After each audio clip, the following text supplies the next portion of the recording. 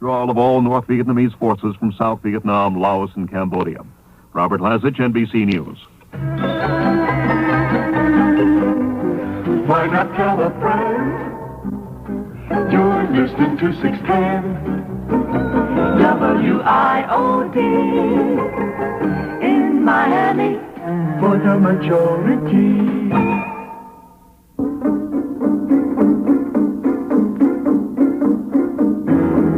You're on Art Merrill's Night Watch with WIOD.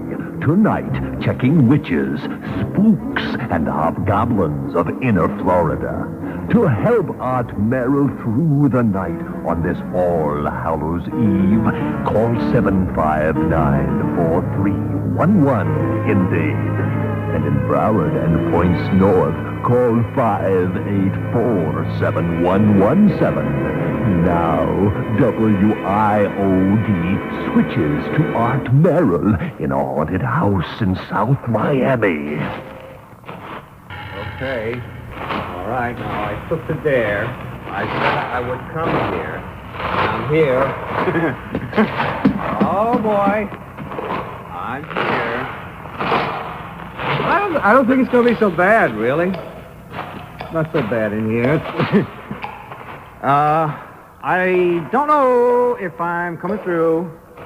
I wonder if you're getting me back at the studio for the I have my little portable. 1, 2, 1, 2, 3, 4. Testing 1, 2. I'm going to turn on my radio and see if I'm coming through to the station. I have my little portable. 1, 2, 1, 2, 3, 4. Yeah, I'm coming through. All right. Hello? Hello? Are you there?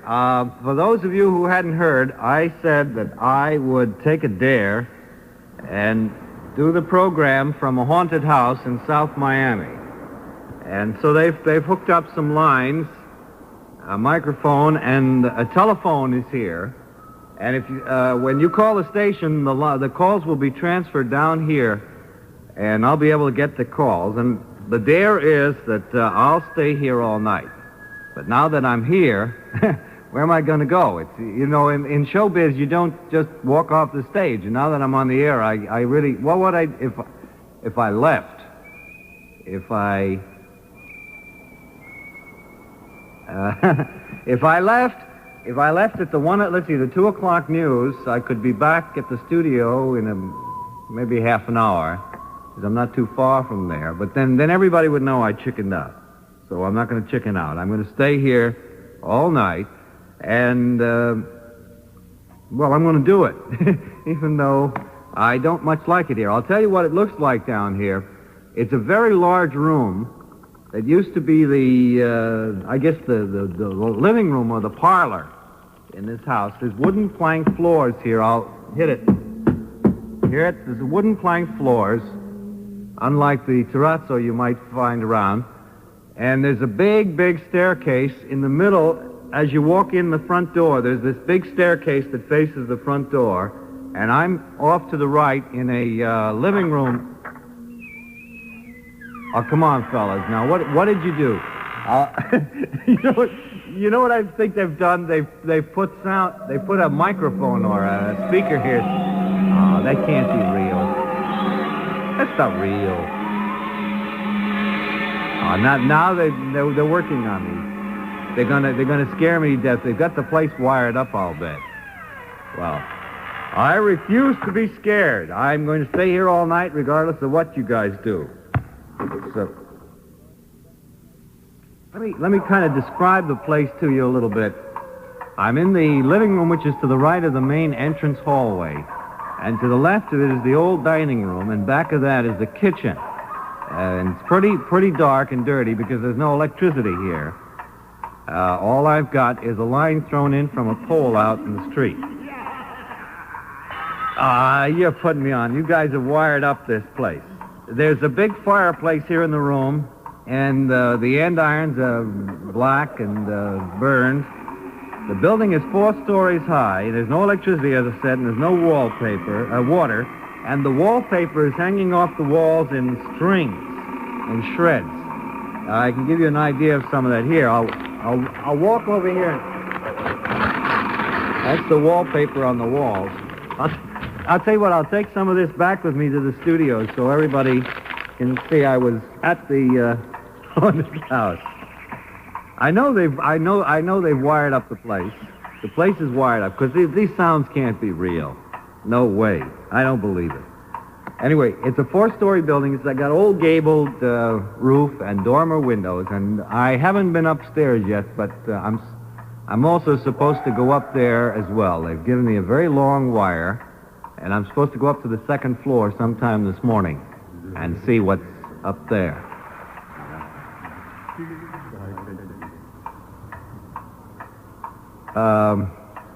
I don't know where the clock is. I hear a clock ticking, but there is no clock in the room. It's not here. Listen, maybe the clock is in the other... let's see if I can get my wire to move out over here. And I'm out in the hall now, and see if I can find the clock. There's no clock. There's no clock here, and I hear a clock. Well, whenever you feel afraid, you whistle a happy tune, and the tune you hear is nice. But no Halloween evening would be complete without a story from Edgar Allan Poe, The Telltale Heart.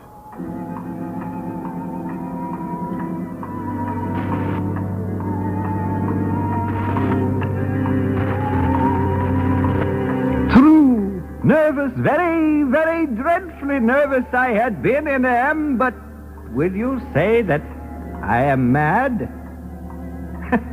The disease had sharpened my senses, not destroyed them, not dulled them. Above all was the sense of hearing acute. I heard all things in the heaven and in the earth. I heard many things in hell. How then am I mad? Hearken and observe how healthily, how calmly I can tell you the whole story. It's impossible to say how first the idea entered my brain, but once conceived, it haunted me day and night. Object there was none. Passion there was none. I loved the old man. He had never wronged me. He had never given me insult. For his gold I had no desire. I think it was his eye. Yes, it was this. One of his eyes resembled that of a vulture. A pale blue eye with a film over it. Whenever it fell upon me, my blood ran cold, and so by degrees, very gradually, I made up my mind to take the life of the old man and thus rid myself of the eye forever. Now, this is the point. You fancy me mad. Madman know nothing. But you should have seen me. You should have seen how wisely I proceeded, with what caution, with what foresight, what dissimulation I went to work. I was never kinder to the old man than during the whole week before I killed him. And every night about midnight, I turned the latch of his door and opened it. Oh, so gently. And then when I had made an opening sufficient for my head, I put in a dark lantern, all closed, so that no light shone out. And then I thrust in my head. Oh, you would have laughed to see how cunningly I thrust it in. I moved it slowly, very, very slowly, so that I might not disturb an old man's sleep. It took me an hour to place my whole head within the opening so far that I could see him as he lay upon his bed. Would a madman have been so wise as this? And then, When my head was well in the room, I undid the lantern cautiously. Oh, so cautiously, because the hinges creaked. I undid it just so much that a single thin ray fell upon the vulture eye. And this I did for 7 long nights, every night at midnight. But I found the eye always closed. And so it was impossible to do the work, for it was not the old man who vexed me, but his evil eye. And every morning when the day broke, I went boldly into the chamber and spoke courageously to him, calling him by name in a hearty tone and inquiring how he had passed the night. So, you see, he would have been a very profound old man indeed to suspect that every night just at 12 I looked in upon him while he slept. Upon the 8th night, I was more than usually cautious in opening the door. A watch's minute hand moves more quickly than did mine. Never before that night had I felt the extent of my own powers. I could scarcely contain my feelings of triumph to think that there I was, opening the door little by little, and he not even to dream of my secret deeds or thoughts. I fairly chuckled at the idea, and perhaps he heard me, for he moved on the bed suddenly as if startled. Now, you may think that I drew back. But no. His room was as black as pitch with the thick darkness, for the shutters were closed, fastened through fear of robbers. And so I knew that he could not see the opening of the door, and I kept pushing it on, steadily.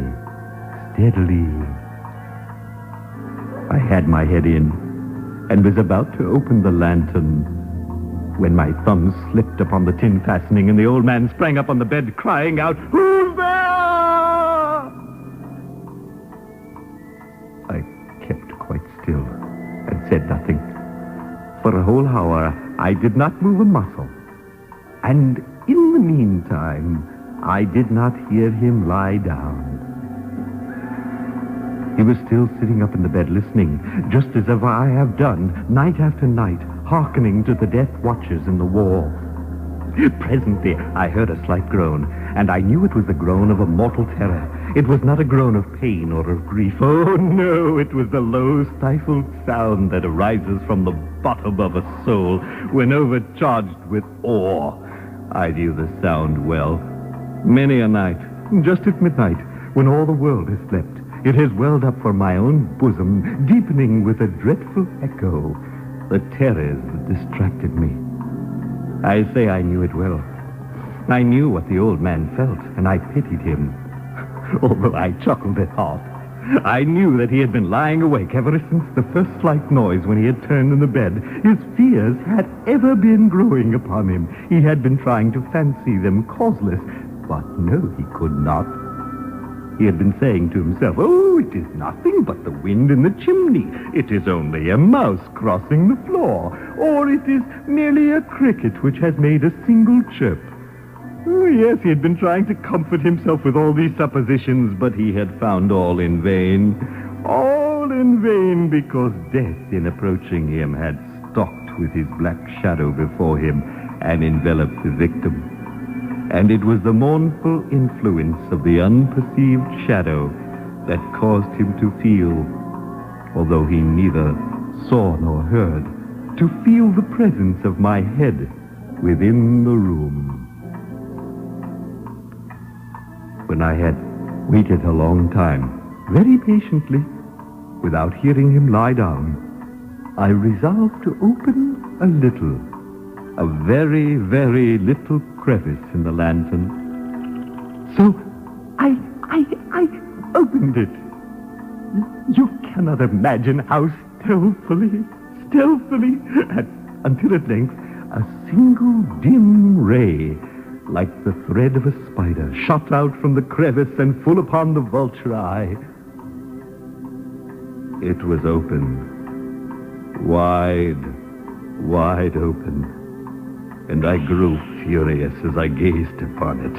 I saw it with perfect distinctness, all a dull blue with a hideous veil over it that chilled the very marrow in my bones.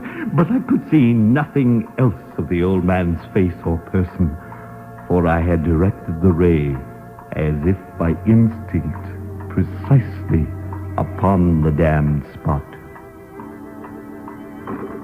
And now, have I not told you that what you mistake for madness is but an over-acuteness of the senses?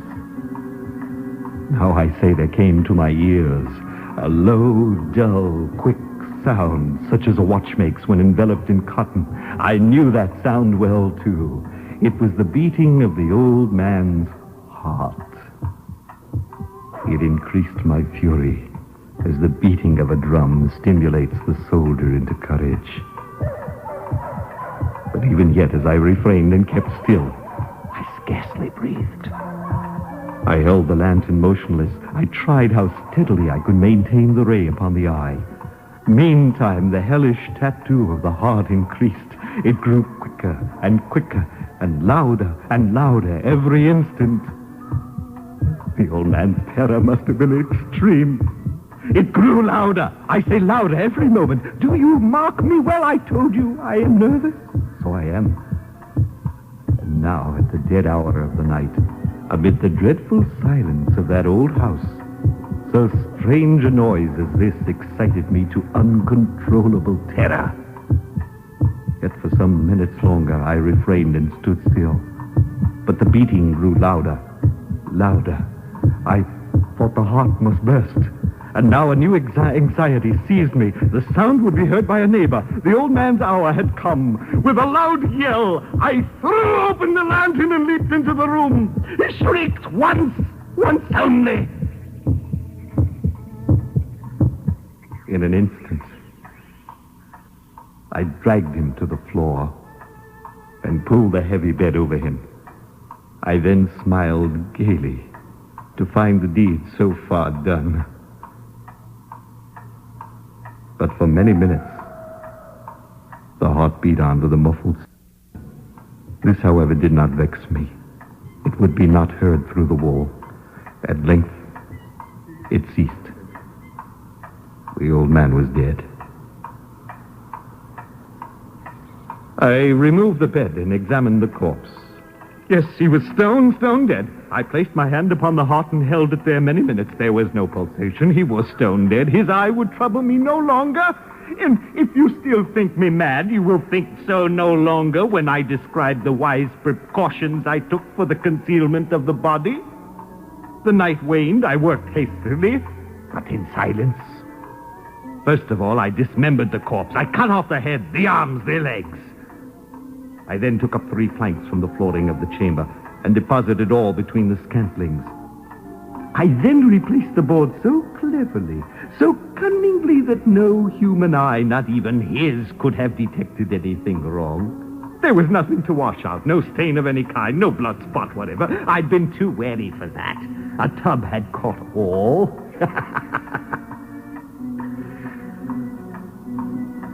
When I made an end to these labors, it was 4 o'clock, still dark as midnight. As the bell sounded the hour, there came a knocking at the street door. I went down to open it with a light heart, for what had I now to fear? There entered 3 men who introduced themselves with perfect suavity as officers of the police.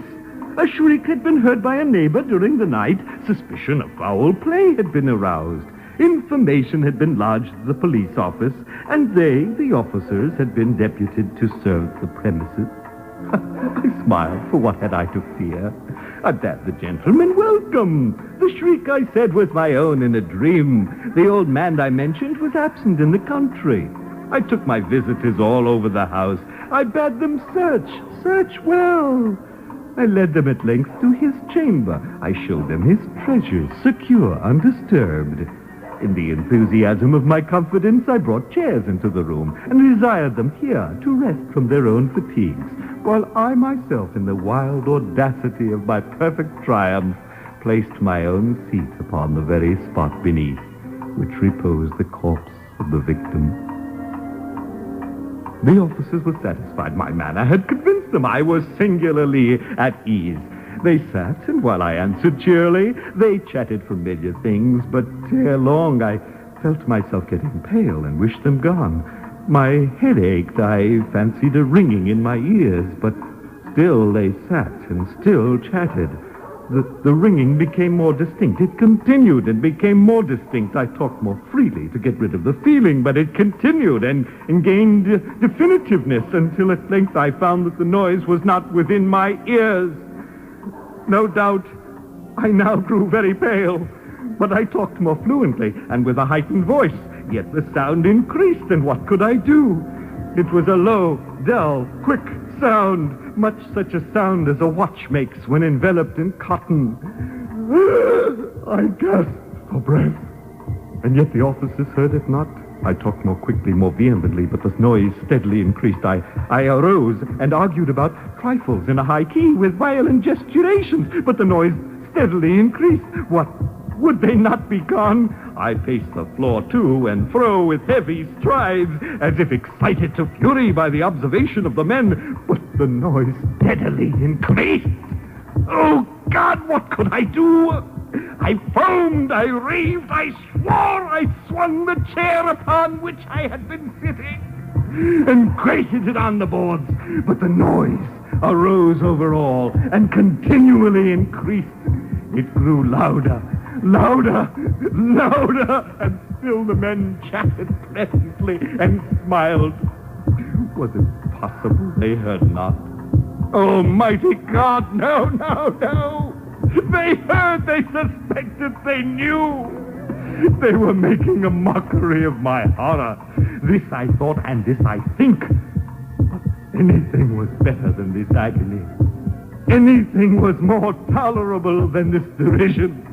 I could bear those hypocritical smiles no longer. I felt that I must scream or die. And now again, hark! Louder! Louder! Louder! Villains, I shriek! Dissemble no more! I admit the deed! Tear up the planks here! Here! It is the beating of his hideous heart!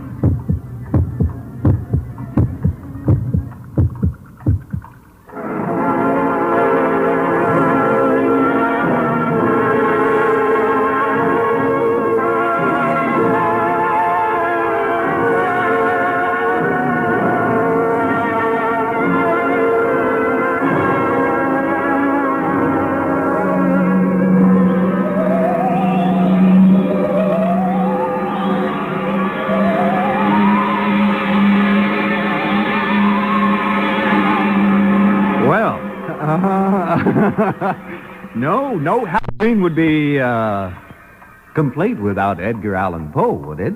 And there it is, the telltale.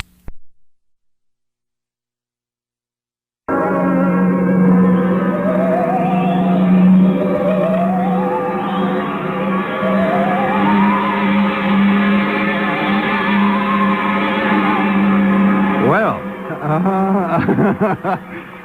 no Halloween would be complete without Edgar Allan Poe, would it? And there it is, The Telltale Heart. You all know the story, but it's a classic. It's the kind of thing we should always do on Halloween. I do hope you call me and keep me company. I'm here in the house and continue to be so. And we'll stay here throughout the night with more goblins and ghouls, spirits, and ghosts. And a very pleasant good morning. Who's there? What's that? Is there somebody on the line? Hello? I hear a knocking. Anybody on the line? Good evening. Art, are you putting us on? I wish I were, Fred. Where are you? I'm in South Miami. Whereabouts? I can't tell because people will come here. Oh, then you're not really in South Miami. I'm in South... What do you mean I'm not really in South Miami? Tell us where you are. We could come there and... No, that's the rules. I can't tell you where I am. And it's cold, and it had to rain tonight. It was clear last night, so tonight it has to rain, right? Yeah. Right, it has to rain tonight, and there's water on the floor, and it's wet in here. So you're there all alone? That's the whole bit. I got to be here all night, all alone. is that a house that people live in? It was a house at one time. People lived in it. It was a very elegant house at one time. Okay, I have a question for you. What? A Sherlock Holmes question. How did a telephone get in a haunted house? That was put in by our engineers. They left a line in here for me. They Yeah. brought in a mic line and a telephone line off the pole. Can you give me the telephone number? The number is an extension off our studio number. Oh, I see. It's the same number we have at the studio with an extension down here. Do you get hazard duty pay for it? No, I get thrown off the air for doing things like this. You do. Make it over there. Okay. Okay. Bye-bye. I told you before that I was told I had to go upstairs. I wonder if I should go now. Go up the stairs and see what's on the second floor. Because we do want to play the cat tonight. Oh, we have plenty of time. We have lots of time for us to go up to play the cat. The telephone number for to call the haunted house is the same as it always is. 759-4311. In Broward, it's 584-7117. And I have an extension here, and you can get the calls right. Oh, come on. Who, is there somebody there? Hey, if you're there, come on out of there. What? Come on now. Knock it off, will you? Because, all right, you're going to swing the door all night. Is there somebody there?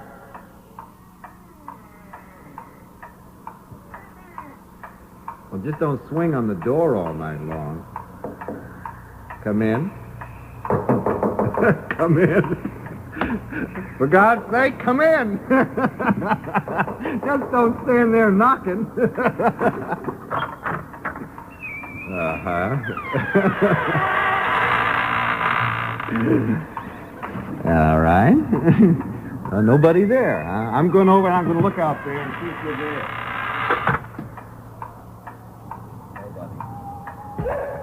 Nobody there. It's all empty and quiet.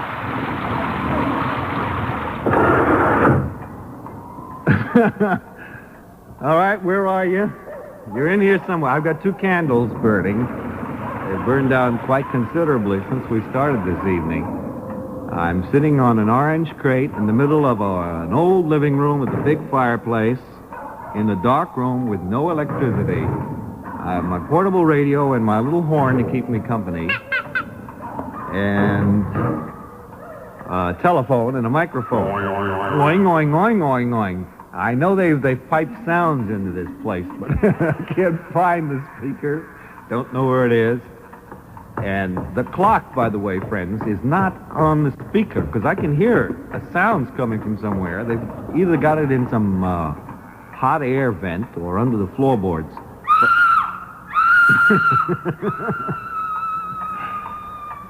What's the matter? You saw your telephone bill?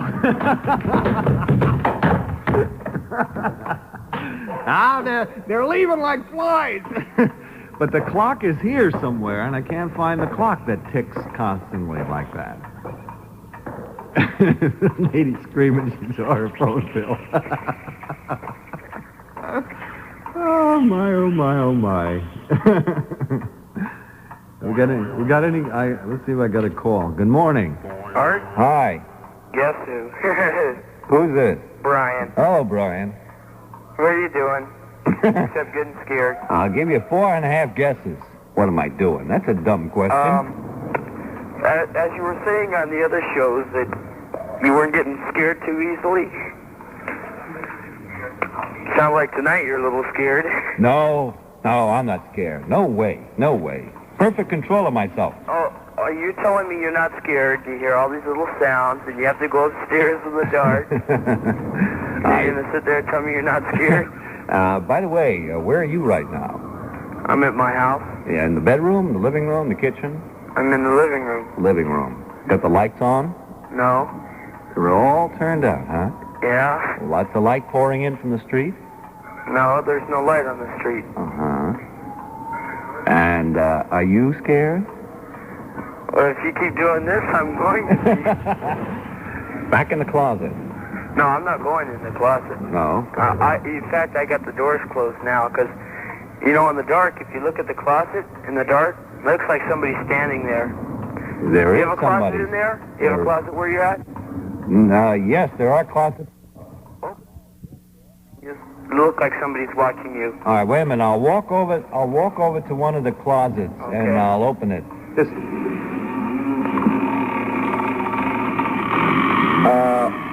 Wait a minute. I'm coming back. I better bring a candle with me. Okay. Because I can't. It's very dark. Hold on a minute. I'm going Okay. to run over here to the closet.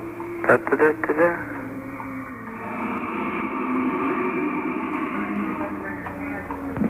I don't like that closet. You got the door open? Yeah, it's open. Now sit down and just stare at it a little. No, you. No way, baby. I ain't going in that closet. No, if you just... No, that closet's big enough to be a room. There's a big closet in there. No, that's the little things that scared me. I'm not going in that closet. Well, there's no light here, but at the other house, light shines in and these little shadows on the wall, you know, and the blanket was supposed to be magical, I guess, you know. You jumped under there, nothing could get you then. Under the blanket? Yeah, didn't you know that? Don't kid yourself. If you're under the blanket, that's when you're most vulnerable because when you don't see it coming. I know, that's it. If you don't see it, you know, don't worry about it. That's why I'm not going in the closet because I won't see it coming when it comes. Have you still got the door open? It's open, but I'm not going to stay in there. Look at it. You want me to close it? You want me to go into it? Yeah, go on in there. You're crazy. All right, wait a minute. I wonder if you come back out. Wait a minute. I'll go. Are you really? You want me to go in the closet? Yeah, go in the closet. I don't know if I mean, you scared the other guy, you know. Go on in there and see if the same things you told him are in there. All right, just a minute. I'm going in the closet now, and I'm in the closet. You're in the closet? Yeah. I don't like it in here. No. You feel a draft? Yeah, no. You feel like somebody's staring at you? Now that you mention it, yeah. Huh? Yes, now that you mentioned it, I feel a draft. Maybe, wait a minute, I want to see if there's any... Uh-oh. What's wrong? Uh-oh. My candle went out. Just stay there. You feel a couple... You feel something... Just a moment now, because all the candles are out, and I can't see where I am. just a moment. Wait a minute. Don't anybody move, because... Hey, you know, this is the best time they're going to get you. Wait a minute. Uh-oh, I think he hit something. Yeah, I just fell over my heart. You know, with the lights out, that's when the best time they're going to get you. Remember on your other shows, you were... Wait a minute. I have to get a match here. I want to get... What if they left you without matches? I have 2 books of matches, and when they run out, I'm in trouble. Wait a minute. Oh, boy. Oh, boy. Are they wet? Oh, boy. Uh-oh. Okay, get a match. My matches are wet.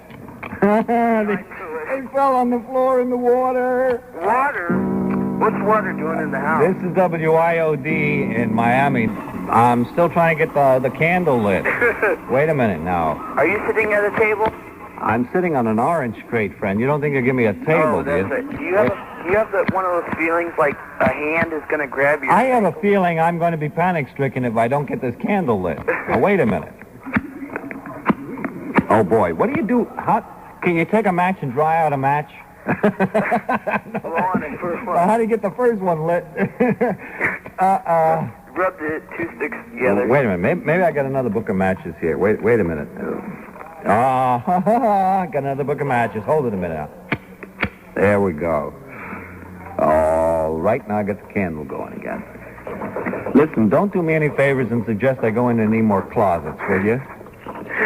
Well, after listening to War of the Worlds and The Telltale Heart, you know, it was even getting me.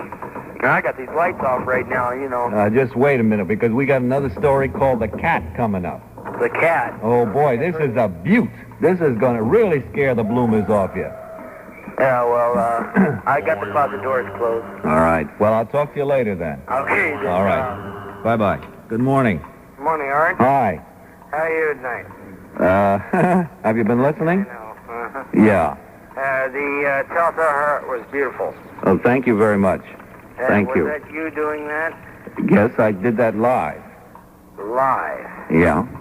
Believe it or not, I tell you something. It was wonderful. I am a Poe addict. Uh-huh. And is this Cat you're talking about one of Poe's writings? No, it is not. It is not. No. No, well, I'll listen anyway. But what I wanted to say to you was, you know, the War of the Worlds Yeah. was done the same year I was born. Mm-hmm. And I went in, woke up my mother, who lives with me. And she says, so what? And that was the end of that. She couldn't care I less. heard it. The whole entirety of the thing. Yeah. She sat on the front porch and laughed at the whole thing. Uh-huh. It was kind of corny now that I hear it again. Yeah. Wasn't it? It wasn't even scary. She says at that time, she says, I never could figure out why people did what they did. Yeah, well, those who heard the whole program couldn't figure it out. But just as what happened tonight, I understand that people tuned in and only caught glimpses of it and thought and called the station and asked over there, is there something happening? And there's something happening. Tonight, this happened tonight. I was talking to the studio during the War of the Worlds. Yeah. And people were calling the station and asking if something was happening. So there you are. It's happened all over again. But I'll tell you one thing right now. You know what I'd like to see done? What? Is somebody like you take that same format and update it. Yeah, it might be interesting. Although it's pretty accurate even today.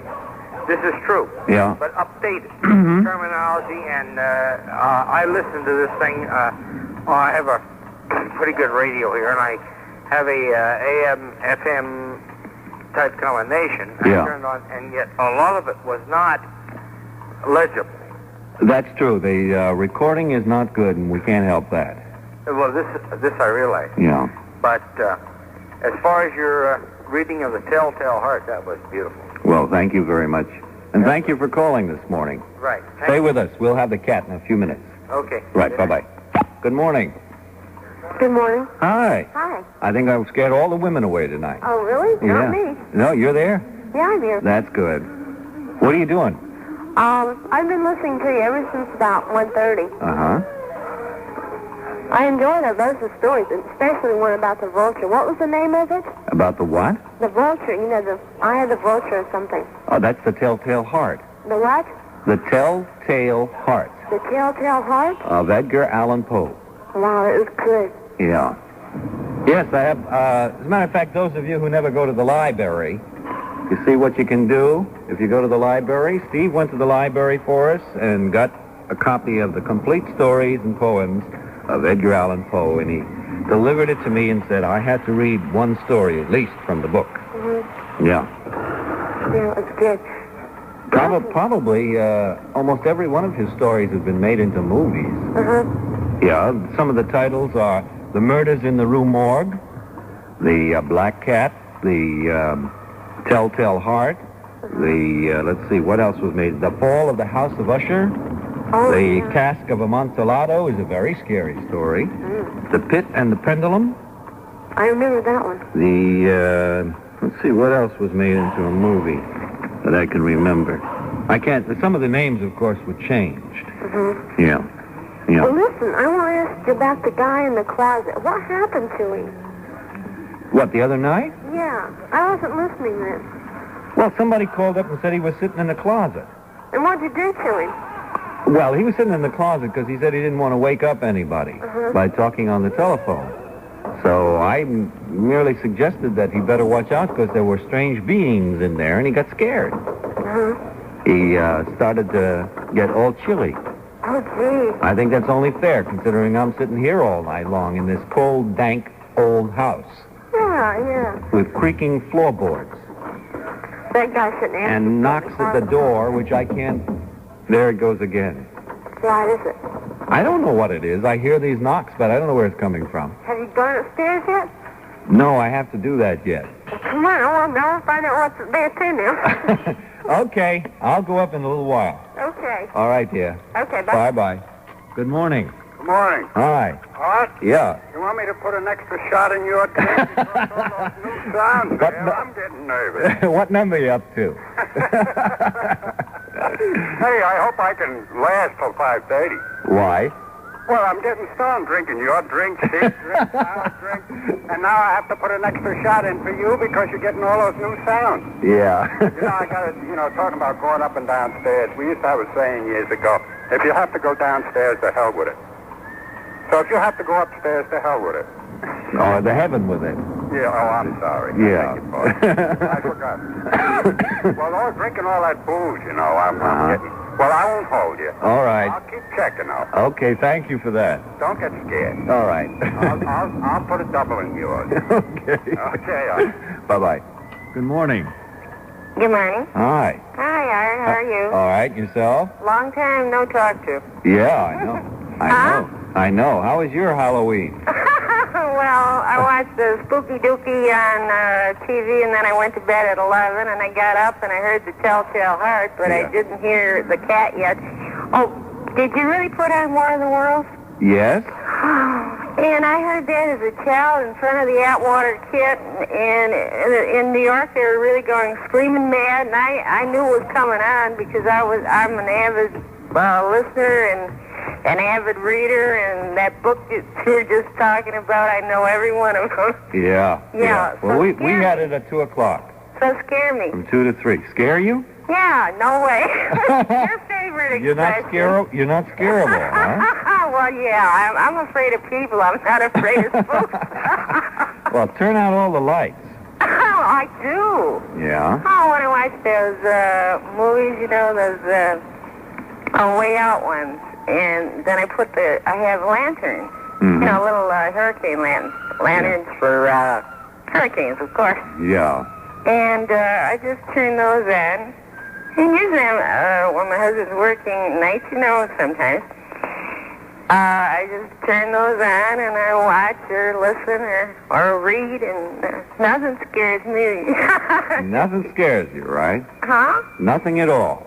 Oh, I used to be afraid. Well, you listen to the cat and see if that doesn't reach you. Yeah, no, I think I have read it before, but I can't recall it. You haven't read this one.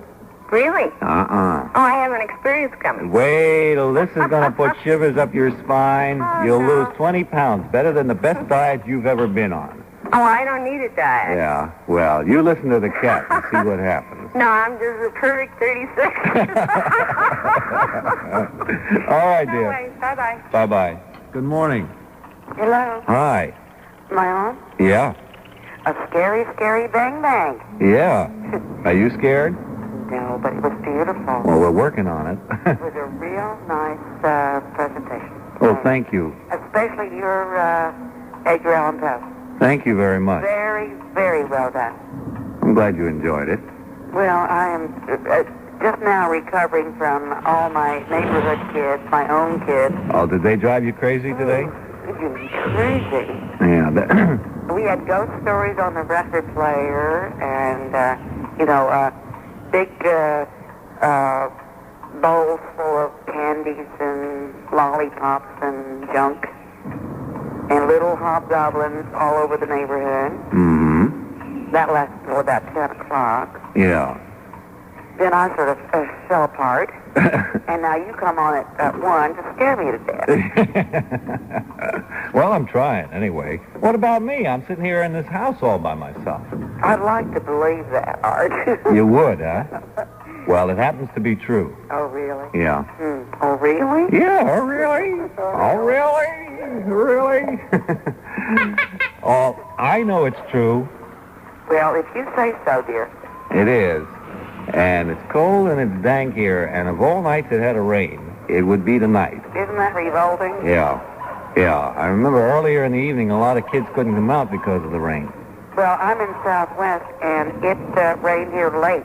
Yeah. Most of the kids were back home before. And I got pools of water here on the floor because the windows are broken. Watch out. Don't drop your microphone cord in the water. There's not much electricity in that. Doesn't take much. Yeah, just a few thousand volts and zap, you've got it. All right, dear. Bye. Thanks for calling. Bye-bye.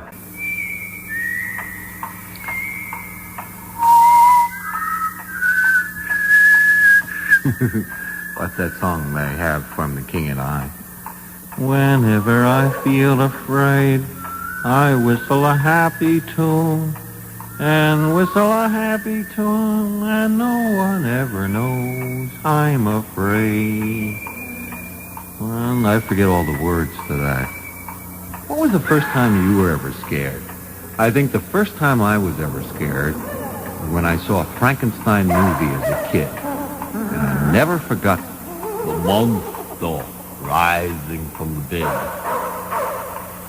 And rising up. And the electric bolts going off. And the monster walking. That's when I was really scared the first time. No, I would say, I know when I was really scared the first time. When I used to lay abed in the night. Especially in the wintertime. And the wind used to go by. This is in New York City.